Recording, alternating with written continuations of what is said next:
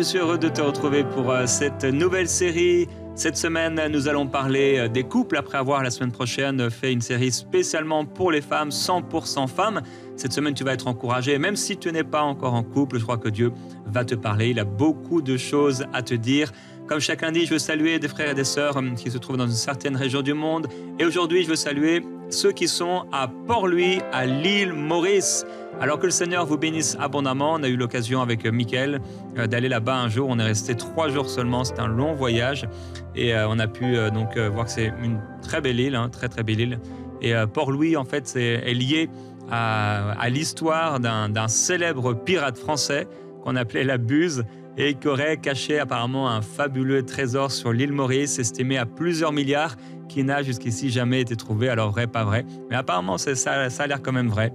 Et là-bas, donc, à l'île Maurice, on trouve l'Apravasi Ghat. C'est un lieu classé au patrimoine mondial de l'UNESCO qui témoigne de l'arrivée des travailleurs engagés indiens après l'abolition de l'esclavage en 1835. Et une chose que vous pouvez manger là-bas si vous êtes sur place, c'est le dol pourri. Alors, frères et sœurs, bon Dieu bénissot, que le Seigneur vous bénisse. Et je veux également remercier tous les partenaires.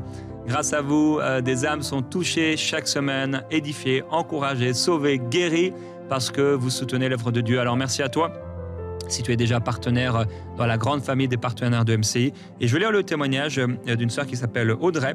Elle dit « Bonjour à la famille EMCI, je viens rendre témoignage de ce que le Saint-Esprit a opéré dans mon mariage et en mon mari. Lors de l'émission Prière inspirée avec le pasteur Stéphane Caddy et son papa, je me suis mise à parler à nouveau en langue et à pleurer à chaudes larmes. Les pasteurs ont mentionné aux vipères de quitter les couples. Ils ont ordonné aux vipères de quitter les couples. Le lendemain de la prière, je vous assure que tout avait été transformé dans ma maison et surtout dans mon mariage et en mon mari. L'amour, la joie, la douceur, la patience ont pris place. Je n'ai pas du tout reconnu mon mari après 5 ans de tempête. Waouh, en une seule émission. Je remercie infiniment le Seigneur d'avoir eu pitié de ma situation et du comportement de mon mari. Quelle grâce de connaître le ministère OMCI par lequel beaucoup de situations sont transformées. Soyez bénis, sois également bénis. Continue d'être béni, Audrey, avec ton mari, et garde le cap, tiens la foi. Et vous aussi, tenez la foi, frères et sœurs. Alors, comme chaque lundi également, je veux rappeler la devise de Prière inspirée. Quels que soient les problèmes que tu rencontres, mon frère, ma sœur, et ce jusqu'à l'imminent retour de Jésus, arrête-toi pour prier et lire ta Bible tous les jours. Marche dans l'amour, et ce sera sur ça aujourd'hui le thème de la pensée. Marche dans l'amour et dans l'esprit, persévère dans la foi et dans la sainteté. Alors, dans cette semaine sur les couples, on veut commencer avec une pensée par rapport à cette devise du fait de marcher dans l'amour. Cette déclaration, tu es mon ami. Tu es mon ami, l'homme qui parle à son épouse et qui lui dit « tu es mon ami ». Et ce mot, ami, au féminin, ami, A-M-I-E, on le trouve 10 fois dans l'Ancien Testament et 9 fois dans le Cantique des Cantiques, et on lit un de ces versets avec Marie. Comme un lys au milieu des épines, tel est mon ami parmi les jeunes filles. Amen, comme un lys au milieu des épines. Alors, il n'y a pas de commune mesure entre les épines et le lys. Il n'y a pas de commune mesure entre les autres femmes et l'épouse. Et il ne devrait pas avoir de commune mesure entre les autres hommes et l'époux. Il dit 4 fois dans le Cantique des Cantiques, « Tu es belle, mon ami ». Et là encore, ce verset, « Tel est mon ami parmi les jeunes filles ». Je ne sais pas si, alors que tu es marié, peut-être, ton épouse ou ton époux est ton ami. Mais je prie que pendant cette journée, pendant cet épisode, pendant cette émission, le Seigneur puisse toucher ton cœur de manière particulière et que la personne que Dieu a placée à tes côtés devienne ou redevienne ton ami. Que cette personne que Dieu a mise à tes côtés soit ton ami. Le Salomon répète encore et encore dans ce livre qui est court, pourtant 9 fois, que cette Sunamite est son ami. Et on lit également dans Proverbes au chapitre 17 et au verset 17. L'ami aime en tout temps, et dans le malheur, il se montre un frère. Amen, merci Marie. Alors il y a des temps, c'est vrai, où on est attaqué dans nos couples. On peut traverser des difficultés, des épreuves. Mais la parole de Dieu te dit que l'ami doit aimer en tout temps. Tu dois aimer en tout temps. Et quelqu'un s'étonnait auprès de moi cette semaine et me disait que c'est quand même étonnant pourquoi tant de divorces alors que le jour du mariage, on se promet fidélité, que ce soit dans les bons et les mauvais jours. Et il disait, mais c'est étonnant parce qu'on a promis fidélité dans les bons et les mauvais jours. Et quand les mauvais jours arrivent, eh bien, les gens divorcent. Je prie que tu puisses rester ami avec la personne que Dieu t'a donnée. Et aujourd'hui, j'ai invité ma meilleure amie avec moi dans mon émission, Annabelle Sourdril. Très heureux, ma chérie, que tu sois là. Bonjour mon ami Jérémy. Alors aujourd'hui, je ne vais pas faire quelque chose de bizarre, Annabelle, t'inquiète pas, sois rassurée. C'est bien, tu apprends. J'apprends à tes côtés, Annabelle. Et donc, avec toi, on veut partager sur l'importance pour un couple d'avoir des amis. Oui, exactement. On parle... merci déjà beaucoup. Viens, rapproche-toi. Un peu loin. Tu fais pas ça avec les autres invités? Jamais. Ok, c'est bien. Je t'encourage à continuer. Comment on parle souvent d'être amis dans le couple. Et je pense qu'on en a déjà parlé aussi dans des émissions. Ouais. Mais là aujourd'hui je voulais qu'on parle du fait d'avoir des amis quand on est un couple, en tant que couple, avoir des amis, parce que j'ai remarqué qu'en fait quand un couple n'a pas d'amis, souvent ça va être révélateur de quelque chose d'un peu plus profond, et que ces couples-là passent à côté d'une grâce, à côté d'une bénédiction. Et je veux vous encourager en tant que couple à avoir des amis. Alors quand je dis amis, il y a différents niveaux d'amitié bien sûr, et ça peut être des gens juste d'autres couples avec qui vous allez partager un repas, vous allez pouvoir avoir un instant peut-être un peu plus fun. C'est pas des gens forcément à qui les vrais amis c'est ça, mais là dans ce cas-là aujourd'hui, quand je parle d'amis, c'est de gens avec qui on va passer des bons moments, et ce sera plus ou moins intime selon justement le degré d'amitié. Et je veux partager quelques caractéristiques des couples qui n'ont pas d'amis. Alors tu me diras si tu es d'accord ou pas. Il va souvent y avoir de la victimisation ou du rejet de la part du couple, des deux. On se sent pas compris, les autres, tout le monde est contre nous, et dans les histoires, dans toutes leurs histoires en fait de parcours, la famille, la belle famille, les amis, les collègues, les voisins, c'est comme ils sont toujours tout seuls contre le monde entier. Donc victimisation et rejet. On a aussi une autre caractéristique qui va être la tendance mystique. Alors ça peut être un peu surprenant, mais le fait souvent d'être tout seul et de pas avoir de vis-à-vis, on peut commencer à vivre une vie spirituelle qui est un petit peu spéciale, où on n'est pas challengé, on n'est pas défié, et puis quelquefois on a tous un petit peu des bulles quelquefois, et mais quand on a des amis, ils sont là pour nous dire c'est bizarre ce que tu dis, les enseignements que tu écoutes c'est un petit peu spécial, faudrait peut-être fais attention. Et en fait, quand on n'a pas ses vis-à-vis, on peut commencer à avoir une tendance mystique, et puis à la nourrir l'un et l'autre. Une autre chose, ça va être les décisions surprenantes et le manque de sagesse. Par exemple, un couple qui arrive et qui d'un seul coup dit, dans la tendance un peu mystique aussi d'ailleurs, va dire « Ah non, Dieu nous a parlé, on va s'acheter une maison, c'est une maison en ruine, il faut tout refaire et c'est à 3 heures de route de notre travail. » Et en fait, là, il y a un manque de sagesse qui va être évident pour tout le monde, mais parce que il y avait personne avec qui parler de ce projet, il y avait personne qui pouvait poser les bonnes questions, et que il y a eu un concours de circonstances, il y a peut-être eu un signe. On prend des décisions comme ça, des décisions qui manquent souvent de sagesse. Si un aveugle conduit un aveugle, ils tombent tous les deux dans une fosse. Exactement. Et j'en arrive du coup à mon deuxième point, à mon dernier point. Les deux deviennent semblables. Et si on n'avait pas d'amis, sûrement qu'on deviendrait semblables. Ce serait bien. À force d'être toujours ensemble, on commence à se ressembler. Je deviens comme toi, tu deviens comme moi. Et du coup, ça veut dire qu'on a les mêmes forces et les mêmes faiblesses, qu'on voit la même chose, qu'on a la même perspective. Et tu sais, une image que je donne souvent, c'est que c'est comme si on se met dos à dos ensemble, mais qu'on se tient, on est une équipe, on a deux perspectives complètement différentes, mais les deux perspectives sont vraies. Et ça fait que on a une vision beaucoup plus complète. Et quand on comprend ça, on comprend qu'on est complémentaires, différents mais complémentaires. Mais quand on est là et que tous les deux on regarde on voit exactement la même chose, on ressent les mêmes choses, on pense les mêmes choses, on risque de se tromper ensemble aussi parce que il y a plein de choses qu'on ne verra pas, qu'on ne comprendra pas et tu seras pas là pour me le dire, je serai pas là pour te le dire et du coup on va devenir pareil et dans ce pareil, c'est là où dans notre vie spirituelle, dans la prise de décision, dans la vision des choses, dans le relationnel, il y en a pas un qui va relever l'autre en fait. Si on tombe, on va tomber ensemble et on va rester par terre ensemble et c'est ça un petit peu le danger du fait de ne pas avoir d'amis, de ne pas avoir de vis-à-vis amical dans un couple. Donc je répète mes 4 points si tu veux. Vas-y. La victimisation, le rejet, la tendance mystique et les décisions surprenantes accompagnées de manque de sagesse. Et le 4e point, le fait de devenir semblable et de se ressembler, mais de la mauvaise façon. Il faut bien écouter sa femme. Parce que si on perd un point, on n'est plus dans le coup. Pourquoi t'as volé mon pull ? Parce que je l'ai lavé et je l'ai mis à sécher. C'est vrai que c'est un bon argument quand même. Et que je me suis dit, c'est ma part. Il va très bien. Merci beaucoup, merci beaucoup. Donc, je suis généreux. Merci. Si tu m'invites, j'aurai un pull aussi. Non. Peut-être si tu m'invites dans la table avec Annabelle, j'aurai un pull à table avec Annabelle. T'auras à manger si tu veux. Ah, super. Et on va lire un verset ? Allons-y. Je peux ? Oui, je te sens dissipée, je te sens distrait. Dès que tu es là, je suis dissipée. On peut lire Marie dans Genèse 2 du verset 10 à 14, s'il te plaît.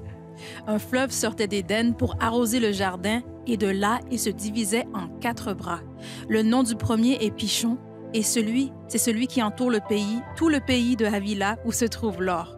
L'or de ce pays est pur, on y trouve aussi le bdellium et la pierre d'onyx. Le nom du second fleuve est Gihon, c'est celui qui entoure tout le pays de Couche. Le nom du 3e est Hidékel, c'est celui qui coule à l'orient de la Syrie. Le 4e fleuve, c'est l'Euphrate.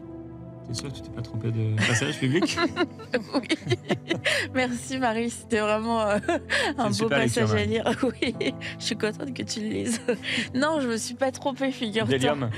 Je me suis pas trompée parce qu'en fait, quand je pensais à ça, au fait d'avoir des amis en tant que couple, il y avait ce passage qui me revenait et en fait, tu vois, il y a ce fleuve d'Éden qui se divise en 4 branches et c'est un peu l'idée quand on est un couple, c'est que il doit y avoir une ouverture, pas une ouverture à la polygamie, dans le sens d'avoir plusieurs partenaires. Non, mais il faut le dire quand même, il faut le préciser, mais de pas être, parce qu'on va souvent dire, on va protéger notre intimité, on a notre jardin, etc. Et c'est vrai, il y a toute cette partie-là, mais il y a aussi toute cette partie où on est fait en tant que couple parce qu'on est des êtres relationnels et du coup, en couple, on est fait aussi pour avoir des amis et de pas rester fermé, de devenir une mer morte, mais d'être plus comme le fleuve d'Éden et qui va avoir plusieurs branches.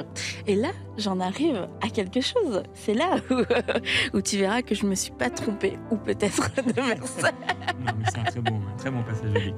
C'est que tu vois, Pichon, ça veut dire augmentation. Et je crois que ça vaut pour, là, quand on parle d'amitié, le fait d'avoir d'amis, mais ça vaut pour beaucoup de domaines de notre vie où on a besoin de s'ouvrir pour vivre ces différentes choses. Et Pichon, ça veut dire augmentation. Et l'amitié, le fait d'avoir des amis, ça va nous enrichir. Ça va nous amener quelque chose de plus. Ça va nous amener déjà de l'amitié, mais ça va nous amener de l'expérience.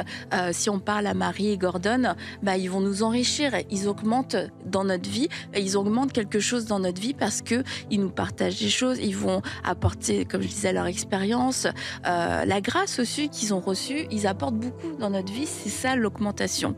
Après on a Guillon, c'est une source jaillissante qui éclate et ça veut dire ça, source jaillissante qui éclate, s'élancer, se précipiter, faire sortir du sein maternel. Et en fait là il y a toutes ces notions de pouvoir enfanter et lorsqu'on va être bien entouré, ça va créer aussi quelque chose, ça va engendrer quelque chose, que ce soit des projets, que ce soit des nouvelles idées, que ce soit un renouvellement de l'intelligence, de l'enseignement aussi, des gens qui sont peut-être plus avancés par rapport à l'éducation des enfants, ça va nous permettre de pouvoir nous-mêmes enfanter un modèle d'éducation pour notre propre famille, des solutions pour nos propres enfants. Après, on a le troisième. Dans ta version, c'était I qui est elle ou quelque chose comme ça. Et sinon, dans d'autres versions, ça se lit plus facilement. Le tigre. Le tigre, et qui veut dire rapide. Et là, ça veut dire que on peut voir que le fait d'avoir des amis, des amitiés, ça va amener aussi une forme d'accélération dans notre vie, parce qu'on n'est pas tout seul, parce que y a des moments où on va être découragé, et plutôt que de rester découragé, il y a quelqu'un qui va venir nous relever. Quelquefois, on ne sait pas faire les choses, et puis d'avoir cet entourage-là qui va savoir comment faire les choses, eh bien, va pouvoir amener aussi une accélération, va avoir une certaine expérience aussi pour nous dire, regarde, ce chemin-là, il est plus rapide, et ça va me permettre d'aller plus vite. Et le dernier fleuve, c'était l'Euphrate, qui veut dire la fertilité, et ça parle d'abondance, le fait que non seulement j'ai augmenté, j'ai enfanté, j'ai accéléré, mais il va y avoir aussi une forme d'abondance, une forme de multiplication. C'est pas juste ça ajoute, c'est que ça multiplie aussi. Donc voilà, lorsque on s'ouvre à tout ça en fait comme bénéfice dans nos propres vies, et le fait en tant que couple de s'ouvrir à l'amitié, d'avoir ce genre de vis-à-vis, on s'ouvre à l'augmentation, on s'ouvre à l'enfantement, à l'accélération et aussi à l'abondance. Amen. Merci beaucoup, Annabelle. Est-ce que je me suis trompée de verset? C'était le très bon verset. Moi, je l'ai déjà utilisé pour les finances. Oui, c'est super. J'ai dit pour d'autres domaines aussi. Exactement. Voilà. Tu as tout à fait raison là-dessus. Tu voulais partager quelque chose? Non. Non, c'est bizarre. Grave, je t'écoute. Tu vois, c'est ça qui est bizarre en fait. Je suis pas du tout bizarre, je suis normal comme dans la vraie vie. Oui, mais dans la vraie vie, il n'y a pas de caméra et plein de gens qui nous regardent. Mais là, il y a Gordon et Marie, on est tranquille, et les frères et les sœurs qui sont là. Ok. Bon, rapidement, je peux dire aussi les bénéfices d'avoir des amis. J'en ai dit. J'allais te poser la question, c'est quoi les bénéfices d'avoir des amis? C'est d'avoir des temps fun déjà, de pouvoir rire, de pouvoir décompresser. Quelquefois, le fait d'avoir d'autres personnes autour de nous, ça va éviter qu'on se parle de tous les sujets du quotidien, et puis d'avoir des amis en plus.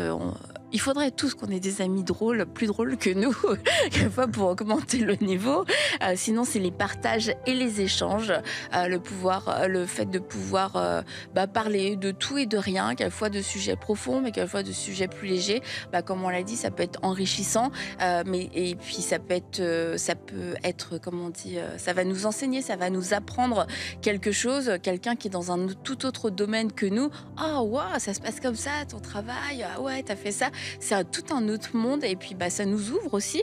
Et ça, oui, finalement, c'était mon troisième point, c'était l'apprentissage et l'inspiration.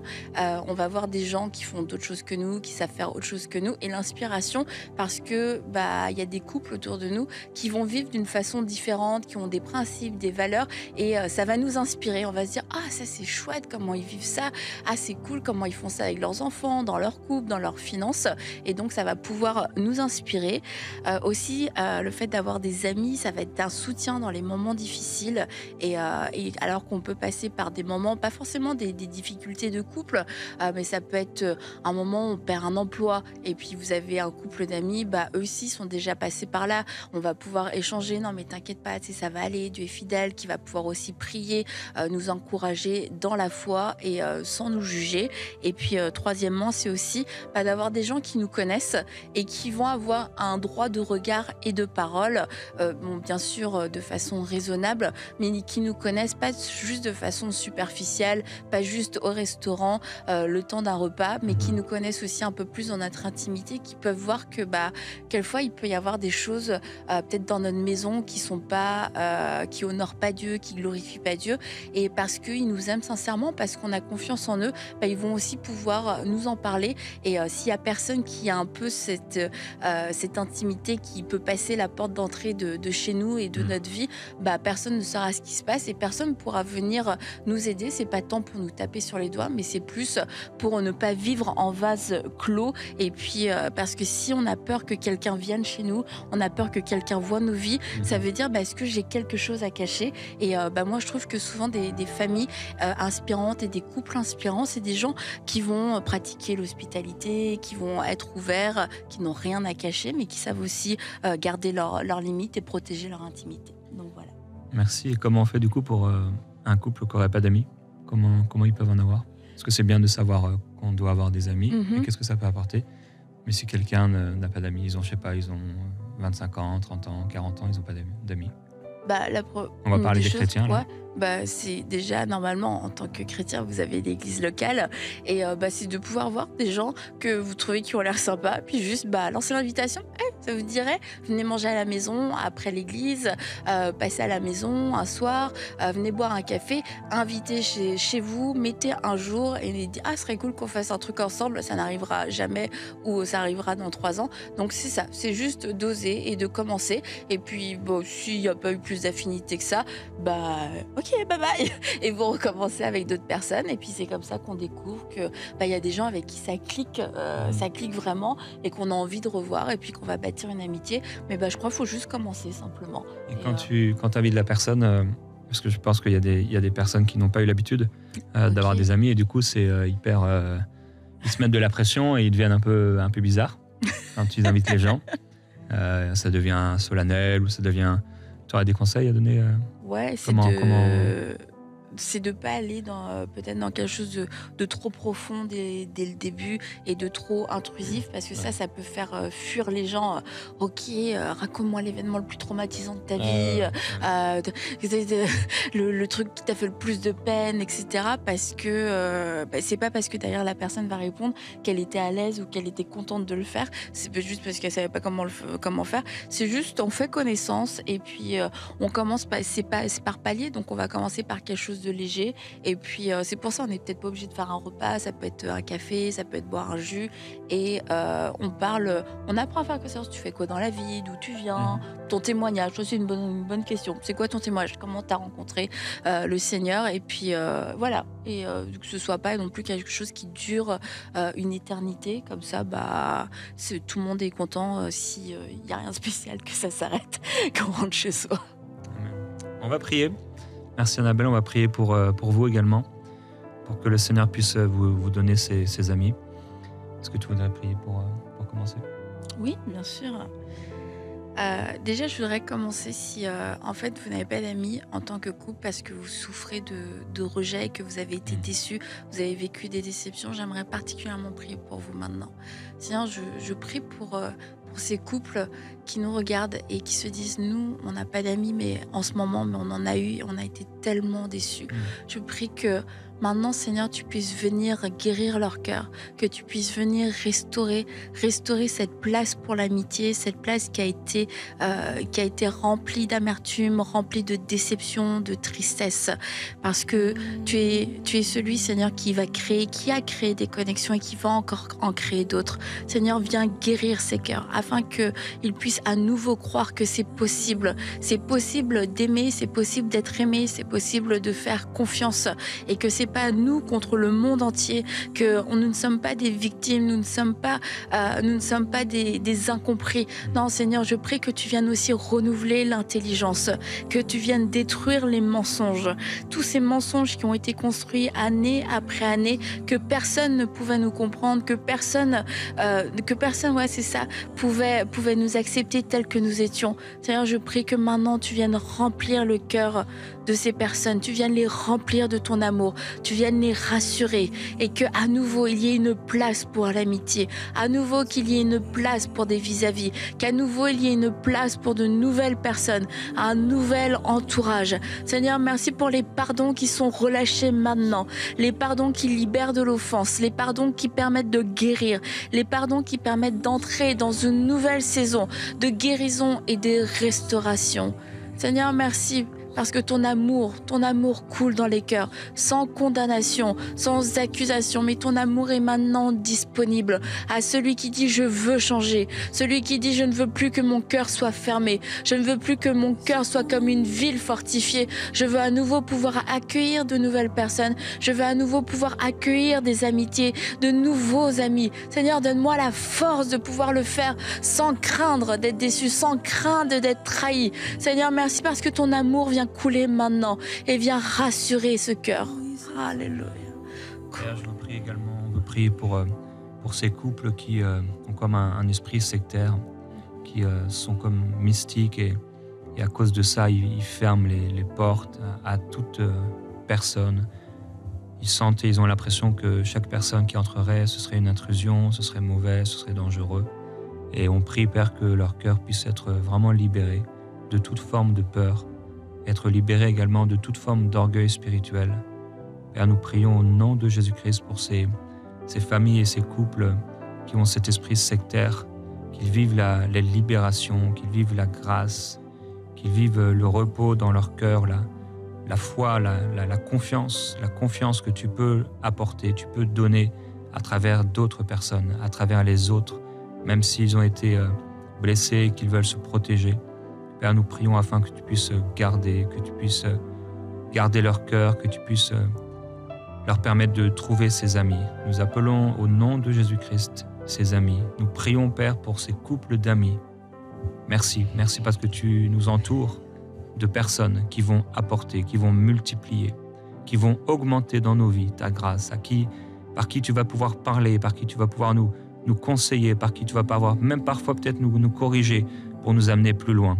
On est reconnaissant, Seigneur, parce que tu nous permets de trouver des amis, tu nous permets de trouver des personnes avec qui on aura des bons moments, qui vont nous édifier, qui vont nous encourager, avec qui on va se sentir moins seul et trouver des vis-à-vis aussi, des personnes de confiance, de foi, qui vont pouvoir être un véritable encouragement pour nous. On est reconnaissant, Seigneur, de ce que tu nous donnes. Seigneur, je prie que tu nous donnes aussi la sagesse de pouvoir prendre soin de nos amis, prendre soin de ces amitiés qui existent déjà, de pouvoir les nourrir de la bonne façon, de pouvoir aimer ces amis, de pouvoir reconnaître aussi ce qu'ils peuvent nous apporter et ce que nous aussi on peut leur apporter. Que ce soit un échange comme on l'a vu avec ces fleuves, Seigneur, que nous ne soyons pas un sas fermé, une mer morte tournée vers nous-mêmes.